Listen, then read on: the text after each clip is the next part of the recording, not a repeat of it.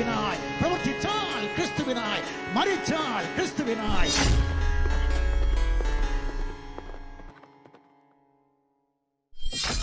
പറയുന്നില്ല. പക്ഷെ സ്വന്തം വിശ്വാസത്തിന്റെ അടിത്തറ എത്രമാത്രം ഉറപ്പുള്ളതാണെന്ന് താങ്കൾ സ്വയം ഒന്ന് വിലയിരുത്തുക. അപ്പൊ മനസ്സിലാവും അസ്തിത്വം പോലും തെളിയിക്കാൻ പറ്റാത്ത ഒന്നിലാണ് വിശ്വസിക്കുന്നത് എന്നുള്ള കാര്യം. അപ്പോൾ ആ കാര്യം ബോധ്യപ്പെട്ട് കഴിയുമ്പോൾ താങ്കൾ ആത്മാർത്ഥമായിട്ട് സത്യദൈവത്തോട് പ്രാർത്ഥിക്കുക. അതിപ്പോൾ യേശുവിൻ്റെ പേര് വിളിച്ച് പ്രാർത്ഥിക്കുന്നത് ഞങ്ങൾ പറയുന്നില്ല. എന്നെ സൃഷ്ടിച്ച എൻ്റെ സൃഷ്ടാവായ ദൈവമേ, എനിക്ക് അങ്ങയെ അറിയണമെന്ന് ആഗ്രഹമുണ്ട്, അങ്ങ് ആരാണ്, എനിക്ക് എങ്ങനെയെങ്കിലും ഒന്ന് വെളിപ്പെടുത്തി തരണമേ എന്ന് ആത്മാർത്ഥമായിട്ട് പ്രാർത്ഥിക്കുക. തീർച്ചയായിട്ടും ദൈവം അത് ചെയ്യും. കാരണം ഇവിടെ ഇരിക്കുന്ന ഞങ്ങൾ പലരും ആ വിധത്തിൽ പ്രാർത്ഥിച്ചിട്ടുള്ള ആൾക്കാരും അവരോട് ദൈവം ഏതെങ്കിലും വിധത്തിൽ അത് വെളിപ്പെടുത്തിയിട്ടുള്ളതുമാണ്. അതുകൊണ്ടുകൂടി ഞങ്ങളുടെ അനുഭവത്തിൻ്റെ വെളിച്ചത്തിലാണ് ഞങ്ങൾ പറയുന്നത്. വെറുതെ ഒച്ചയും ബഹളവും ഉണ്ടാക്കാനോ അല്ലെങ്കിൽ താങ്കളെ ഏതെങ്കിലും വിധത്തിൽ ഹേർട്ട് ചെയ്യാനോ ഒന്നുമല്ല. താങ്കളുടെ ആത്മാവ് എന്ന് പറയുന്നത് താങ്കൾക്ക് വിലയേറിയതാണ്. താങ്കളുടെ ജീവൻ താങ്കൾക്ക് വിലയേറിയതാണ്, ദൈവത്തിനും വിലയേറിയതാണ്. അത് വെറുതെ നഷ്ടപ്പെടുത്തി കളയരുത് എന്നുള്ളതുകൊണ്ട് പറയുന്നതാണ്. നരകത്തിലേക്ക് പോകാൻ ഇടയാകരുത് എന്നുള്ളതുകൊണ്ട് പറയുന്നതാണ്. ഇത്രയാണ്. ഇത്രയും നേരം താങ്കൾ കേട്ടിരുന്നതിൽ എനിക്ക് വളരെ സന്തോഷമുണ്ട്. ദൈവം താങ്കൾ അനുഗ്രഹിക്കട്ടെ. ഓക്കെ. അപ്പൊ ഇവിടെ ഒരുപാട് വിഷയങ്ങൾ വന്നു. ഇതെല്ലാത്തിനൊന്നും ഞാൻ അങ്ങോട്ടൊന്നും പോകുന്നില്ല. എന്റെ സ്റ്റിക്ക് എന്താ പറയാ, നമ്മൾ ആ ബേസിക്കിൽ തന്നെ നിൽക്കാം. അപ്പൊ നേരത്തെ നമ്മളൊരു ചോദ്യം ചോദിച്ചത്, നമ്മുടെ ഇവിടെ കൂടിയിരിക്കുന്ന ആളുകള്, നമ്മളെ മനുഷ്യന്മാർക്കൊക്കെ ഒരു ദൈവമാണോ എന്ന് ഞാൻ ചോദിച്ചു. ആ ചോദ്യത്തിന്റെ ഒരു എക്സ്റ്റൻഷൻ ആയിട്ട് തന്നെ ഞാൻ ചോദിക്കുകയാണ്, ദൈവത്തിൽ നിന്ന് മനുഷ്യർക്ക് വന്ന എക്സ്റ്റൻഷൻസ് എന്തൊക്കെയാണ് എന്നുവെച്ചാൽ ക്രിസ്ത്യൻ പെർസെപ്ഷനിൽ പറഞ്ഞാൽ മതി, ബിബ്ലിക്കലി തന്നെ പറഞ്ഞാൽ മതി. സ്വാഭാവികമായിട്ടും മനുഷ്യനെ സംബന്ധിച്ചിടത്തോളം മനുഷ്യനിക്ക് അങ്ങോട്ട് ദൈവത്തെ സമീപിക്കാൻ ഒരു മാർഗവുമില്ല. കാരണം ദൈവം എന്ന് പറയണത് നമ്മളൊക്കെ സൃഷ്ടിച്ച അത് നമ്മുടെ ഇമാജിനേഷനൊക്കെ പുറത്താണ്. It's beyond time, it's beyond space, it's beyond continuum, അങ്ങനെ തന്നെ പറയാം. ഇതിനൊക്കെ പുറത്തുള്ള ദൈവം നമ്മൾക്ക് റീച്ചബിൾ അല്ല. അപ്പൊ ദൈവം നമ്മളോട് റീച്ച് ചെയ്തിരിക്കുന്ന ദൈവത്തിൽ നിന്ന് മനുഷ്യർക്ക് വന്ന് കിട്ടിയ എക്സ്റ്റൻഷൻസ് എന്തൊക്കെയാണ് ബിബ്ലിക്കലി, ഹിസ്റ്റോറിക്കലി? നമുക്ക് കുറച്ചും കൂടെ ഡാറ്റ വെച്ച് സംസാരിക്കാം, അതൊക്കെ കുറച്ചും കൂടെ നല്ലത്. എനിക്ക് എന്റെ ആഗ്രഹം പറയട്ടെ ബ്രദറെ, ഞാൻ എന്റെ പേഴ്സണൽ കാര്യം പറയാൻ പറ്റുമെന്ന് എനിക്ക് അറിയുന്നില്ല. എനിക്ക് ഈ പരലോകത്ത് ചെന്നിട്ടേ, ഈവൻ ഇപ്പൊ സപ്പോസ് ഞാൻ സ്വർഗത്തിലെത്തുകയാണെങ്കിൽ, ഈ ആദാം മുതൽ ഈ അവസാന മനുഷ്യന്മാർ വരെ ജീവിച്ചിരുന്ന മുഴുവൻ കാര്യങ്ങളും ഒരു ഡോക്യുമെന്റേഷൻ ആയിട്ട് കണ്ടിരിക്കണം. എന്നിട്ട് എന്തൊക്കെയാണ് അവിടെ ഇടയിലൊക്കെ സംഭവിച്ചത്, ആരായിരുന്നു പൗലോസ്, ആരായിരുന്നു യേശു, ആരായിരുന്നു എങ്ങനെയായിരുന്നു ഇവരൊക്കെ ചെയ്ത്, ഇതൊക്കെ കാണാൻ. നോഹയുടെ കപ്പൽ എങ്ങനെയായിരുന്നു, നോഹയുടെ പേടകം എങ്ങനെയാണ് പോയത്, അവിടെ ജൈവജാലങ്ങൾ, അവിടെ ഭൂമി മൊത്തം മുക്കിയിട്ടുണ്ടോ, അല്ല ഒരു പാർഷ്യലി മാത്രമേ മുക്കിയിട്ടുണ്ടോ, ഇങ്ങനൊക്കെയുള്ള ക്യൂരിയോസിറ്റിയും കൊണ്ട് നടക്കുന്ന ഒരു മനുഷ്യനാണ് ഞാൻ. എനിക്ക് ഭയങ്കര ആഗ്രഹം സ്വർഗത്തിൽ അഥവാ എത്തുകയാണെങ്കിൽ, എനിക്ക് അറിയൊന്നുമില്ല ഞാൻ സ്വർഗത്തിലെത്തുമെന്ന് എനിക്കറിയൊന്നുമില്ല. ഇൻ കേസ് ഞാൻ എത്തുകയാണെങ്കിൽ എന്റെ ദൈവത്തോടുള്ള ആദ്യത്തെ കാഴ്ചപ്പാട് എന്തായിരിക്കും അറിയാം? ആദ്യത്തെ ആവശ്യം ഒന്ന് ദൈവത്തെ കാണാന്നുള്ളതാണ്. രണ്ടാമത്തത് എന്റെ ആവശ്യം തന്നെ ഈ ഹിസ്റ്റോറിക്കലി ഈ ആദം മുതൽ ഈ ഭൂമി, ഈ പ്രപഞ്ചം സൃഷ്ടിച്ചെന്ന് പറയുന്നത്, നമ്മൾ ഉൽപ്പത്തിയിൽ തുടങ്ങുന്ന ആ പ്രപഞ്ച സൃഷ്ടി മുതൽ അന്ത്യനാള് വരെയുള്ള മുഴുവൻ കാര്യങ്ങളും ഒരു ഡോക്യുമെന്റേഷൻ രീതിയിൽ ഇരുന്ന് കാണണം യഥാർത്ഥമായിട്ട്. ആളുകൾ പ്രൊപ്പഗേറ്റ് ചെയ്യുന്ന രീതിയിലും പ്രൊപ്പഗണ്ടക്ക് അനുസരിച്ചിട്ട് ചെയ്യുന്നതിനൊക്കെ വ്യത്യസ്തമായിട്ട്, തെറ്റിദ്ധരിപ്പിച്ചതിനനുസരിച്ചിട്ട് വ്യത്യസ്തമായിട്ട് നമ്മൾക്ക് നേർക്ക് നേരെ എന്താണ് യഥാർത്ഥത്തിൽ ഈ ഭൂമിയിൽ മുഴുവൻ സംഭവിച്ചത് അതിരുന്ന് കാണണം. ഒരു ഡോക്യുമെന്റേഷൻ, നമ്മൾ ഡോക്യുമെന്ററി ഒക്കെ കാണില്ലേ, അതുപോലെ ഇരുന്ന് കാണാൻ ആഗ്രഹിക്കുന്ന ഒരുത്തരാണ് ഞാൻ. അപ്പൊ ഞാനതൊന്ന് പറഞ്ഞെന്നുള്ളൂ, എൻ്റെ ഒരു പേഴ്സണൽ കാര്യം. അപ്പൊ ഞാൻ പറഞ്ഞ വെച്ച മെയിൻ വിഷയം എന്താ വെച്ചാൽ, ഞാൻ ഇപ്പോഴും അതിൽ തന്നെ സ്റ്റിക്ക് ഓൺ ചെയ്യുന്നത്. ഞാൻ നേരത്തെ ഒരു കാര്യം ചോദിച്ചു. അപ്പൊ എന്റെ ചോദ്യം എന്താ വെച്ചാല്, ദൈവത്തിൽ നിന്ന് മനുഷ്യർക്ക് സ്വാഭാവികമായിട്ടും മനുഷ്യർക്ക് ദൈവത്തെ അപ്രോച്ച് ചെയ്യാൻ പറ്റില്ല. അത് മനുഷ്യർ ദുർബലരാ. ദൈവത്തിന്റെ സൃഷ്ടിയാണ് മനുഷ്യർ, സൃഷ്ടാവിന്റെ സൃഷ്ടിയാണ് മനുഷ്യർ. ദൈവത്തിൽ നിന്ന് മനുഷ്യരിലേക്ക് വല്ല എക്സ്റ്റൻഷൻസും വന്നിട്ടുണ്ടോ? ഈ എക്സ്റ്റൻഷൻസ് എന്നുള്ളത് എന്താണ് ഉദ്ദേശിച്ചിരിക്കുന്നത്, അതൊന്ന് ക്ലിയർ ചെയ്താൽ നന്നായിരുന്നു. ദൈവത്തിൽ നിന്ന് വല്ല ദൂതും വന്നിട്ടുണ്ടോ? ബൈബിളിലെ കാര്യം പറയാം, ബൈബിളിലെ ദൈവത്തിനെ സംബന്ധിച്ചുള്ളത്. മനുഷ്യരെ കുറിച്ച് പറയുന്നതിന് എന്താ കുഴപ്പം? നമ്മളെ കുറിച്ച് പറയും. അല്ല, ഞാൻ ദൈവത്തെ കുറിച്ച് പറയുമ്പോൾ ബൈബിളിലുള്ള ദൈവത്തെ കുറിച്ച് മാത്രമേ എനിക്ക് പറയാൻ പറ്റുള്ളൂ. അല്ലാതെ ദൈവത്തിൽ നിന്ന് ദൂതം വന്നിട്ടുണ്ടോ എന്ന് ചോദിച്ചു കഴിഞ്ഞാൽ പല മതങ്ങളിലും അവരുടേതായ വിശ്വാസങ്ങളുണ്ട്. മനുഷ്യർക്ക് ദൈവത്തിൽ അതേന്നെ ഇപ്പൊ ബാക്കിയുള്ള മതങ്ങളിലായാലുള്ളത് മനുഷ്യർ തന്നെയല്ലേ, അവർ വിശ്വസിക്കുന്ന അവരിലേക്ക് വന്നു പറയുമ്പോൾ മനുഷ്യരിലേക്കല്ലേ അതും വന്നിരിക്കുന്നത്. ഇല്ല, അവിടെ ഒരു ഡിഫറൻഷിയേറ്റ് വരുന്നുണ്ടല്ലോ. ഉദാഹരണത്തിന് ഇപ്പൊ യേശു ക്രിസ്തു വന്നു, അവര് കാത്തിരിക്കായിരുന്നു. യഹൂദർ കാത്തിരിക്കുന്ന മസീഹയായിട്ട് യേശു ക്രിസ്തു വന്നു. പക്ഷെ ആ സമൂഹം അവര് സ്വീകരിച്ചില്ല. എക്സ്റ്റൻഷൻ സമൂഹം വന്നപ്പോഴും സ്വീകരിച്ചില്ല ആ എന്ന് പറയരുത്. എക്സ്റ്റൻഷൻ അവർ മനസ്സിലാക്കിയില്ല. സമൂഹം സ്വീകരിച്ചില്ല എന്നുള്ള യേശുക്രിസ്തുവിന്റെ ശിഷ്യന്മാരൊക്കെ പിന്നെ ആരായിരുന്നു? അല്ല, യഹൂദന്മാരല്ലാതെ പിന്നെ ആരായിരുന്നു? ന്യൂനപക്ഷമായിരുന്നു, അങ്ങനെ പറ, അങ്ങനെ ന്യൂനപക്ഷമായിരുന്നു. പറ, അങ്ങനെ പറ. സമൂഹം ആ സ്വീകരിച്ചില്ല എന്ന് പറയരുത്. സമൂഹത്തില് അല്ല, മെജോറിറ്റി ഭൂരിപക്ഷം പേരും മെജോറിറ്റി സ്വീകരിച്ചില്ല. അങ്ങനെ പറ. അതെ, ആ കൃത്യമായിട്ട് ആ പറ. സംസാരിക്കുന്ന വാക്കുകൾ അല്ല, അതെപ്പോഴും കൃത്യമായിരിക്കും. അങ്ങനെ തന്നെയാണ്, അതെപ്പോഴും അങ്ങനെ തന്നെയാണ്. അത് നോഹയുടെ കാലഘട്ടത്തിലും അങ്ങനെ തന്നെയായിരുന്നു, മെജോറിറ്റി സ്വീകരിച്ചില്ല. അത് ദാവൂദിന്റെ കാലത്തും അങ്ങനെ തന്നെ ആയിരുന്നു, മെജോറിറ്റി സ്വീകരിച്ചില്ല.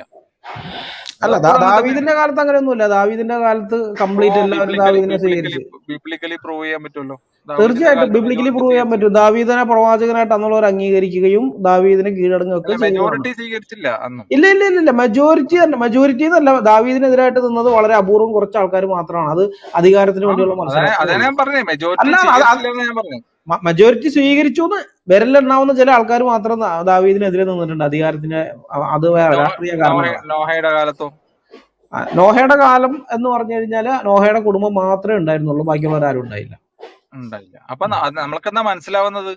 സത്യം അതേന്ന് പറയുന്ന ആളുകൾ നോഹയുടെ കാലം മെജോറിറ്റി സ്വീകരിച്ചിരുന്നില്ല. അപ്പൊ അങ്ങനെ പറയല്ലേ, അങ്ങനെ പറയല്ലേ സുഹൃത്തെ, അത് ശരിയാവില്ലെന്ന്.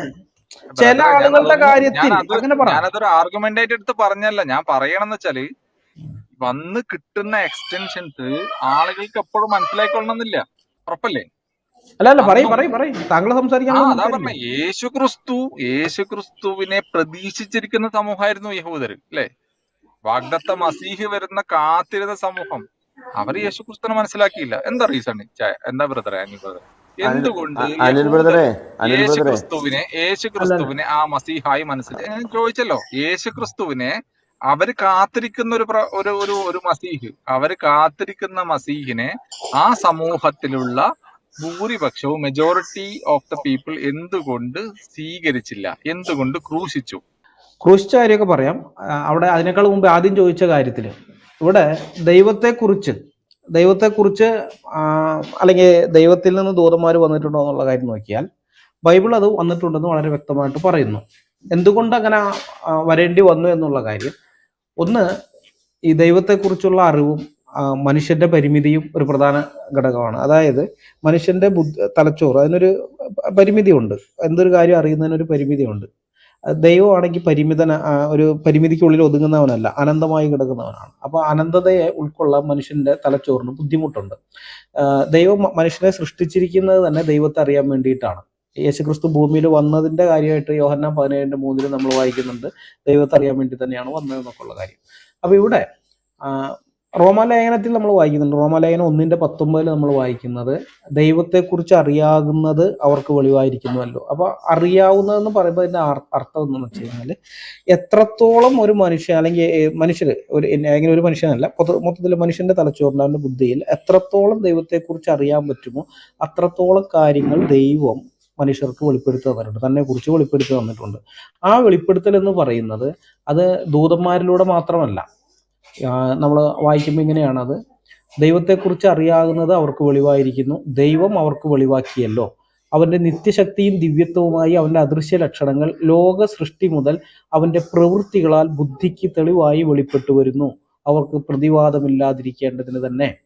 അപ്പൊ ഇവിടെ ലോക സൃഷ്ടി മുതൽ, അപ്പൊ പ്രപഞ്ചത്തിലേക്ക് നോക്കിക്കഴിഞ്ഞാൽ പ്രപഞ്ചത്തിൽ നിന്ന് നമുക്ക് മനസ്സിലാക്കാൻ പറ്റുന്നുണ്ട് ഇതിന്റെ പുറകിൽ ഒരു സ്രഷ്ടാവ്, ഒരു ദൈവം ഉണ്ടെന്നുള്ളത്. പക്ഷെ അതിൽ ആകെ അറിയാൻ പറ്റുന്നത് നമുക്ക് ദൈവം ഉണ്ടെന്നുള്ളത് മാത്രമാണ്.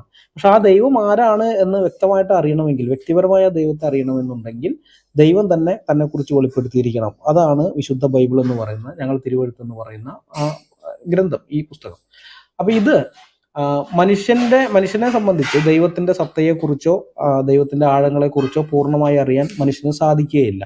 ഞാൻ നേരത്തെ പറഞ്ഞ പോലെ നമ്മുടെ പരിമിതിയാണ്. അതിനെക്കുറിച്ച് ഇയ്യോബിന്റെ പുസ്തകത്തിൽ പറയുന്നുണ്ട്, അത് മനുഷ്യന്റെ ഗ്രഹണശേഷിക്ക് അപ്പുറമാണെന്ന് പറയുന്നത് ദൈവം, അതായത് ബുദ്ധിതലത്തിന് അപ്പുറമാണ് എന്ന് പറയുന്നുണ്ട്. പിന്നെ രണ്ടാമത്തെ ഒരു കാര്യം എന്ന് പറയുന്നത്, നമുക്ക് ഒന്നിനെയും ദൈവത്തോട് ഉപമിക്കാൻ കഴിയുകയില്ല. യെശയ്യാവ് 40:18 ദൈവം ചോദിക്കുന്നുണ്ട്, നിങ്ങൾ എന്നെ ആരോട് ഉപമിക്കും, എന്തിനോട് സദൃശ്യമാക്കും? അപ്പൊ നമുക്ക് ഇങ്ങനെയാണ്, ദൈവം ഇങ്ങനെയാണ് എന്ന് പറഞ്ഞ് കാണിക്കാൻ പറ്റുന്ന മറ്റൊന്നും ഈ പ്രപഞ്ചത്തിലില്ല, സ്രഷ്ടാവിന് തുല്യമായിട്ട് പറയാനില്ല. അപ്പൊ എന്തൊരു ഉപമാനങ്ങൾ എടുത്താലും സാദൃശ്യങ്ങൾ എടുത്താലും അത് ദൈവത്തെക്കുറിച്ച് സംസാരിക്കാൻ പറ്റുന്നതല്ല. പിന്നെ മനുഷ്യന്റെ ചിന്താപരമായ ഒരു പരിമിതിയുണ്ട്. നമ്മൾ ഈ പ്രപഞ്ചത്തിനകത്താണ് നിൽക്കുന്നത്. പ്രപഞ്ചത്തിനകത്ത് നിന്നുകൊണ്ട് പ്രപഞ്ചത്തിന് വെളിയിലുള്ള ആളെക്കുറിച്ച് നമ്മൾ ചിന്തിക്കുമ്പോൾ അതിന്റെ ചിന്താപരമായ ഒരു പരിമിതിയുണ്ട്.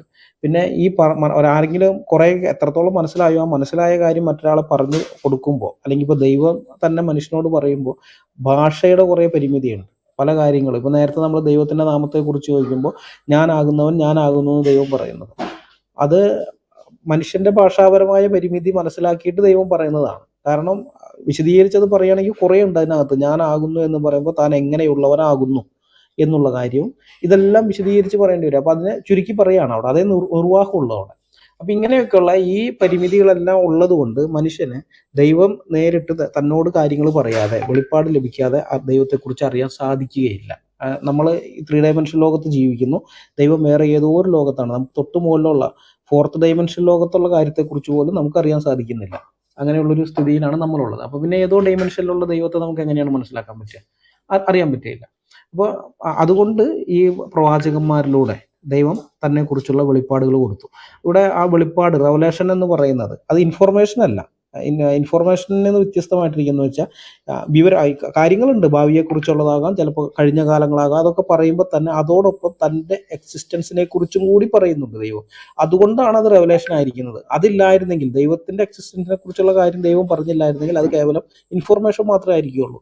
ദൈവം പ്രവാചകന്മാരോട് സംസാരിക്കുമ്പോൾ പണ്ട് ഞാൻ ഇങ്ങനെയൊക്കെ ചെയ്തു എന്നിട്ട് പറഞ്ഞിട്ടുണ്ട്, ഞാൻ ഇങ്ങനെയുള്ളവൻ, ഞാൻ ആദ്യനും അന്ത്യനും, അല്ലെങ്കിൽ ഞാൻ സർവശക്തനായിരിക്കുന്ന യഹോവ, അല്ലെങ്കിൽ ഞാൻ എന്താണ് നീതിയുള്ള ന്യായാധിപതി, ഇങ്ങനെ തൻ്റെ ഗുണങ്ങൾ വെളിപ്പെടുത്തിക്കൊണ്ടേ ഇരിക്കുന്നുണ്ട്. അത് നമ്മൾ ബൈബിളിൽ നോക്കിക്കഴിഞ്ഞാൽ കാണാം, ഒരു പുരോഗമനാത്മകമായിട്ടുള്ളൊരു വെളിപ്പാട് കാണാം.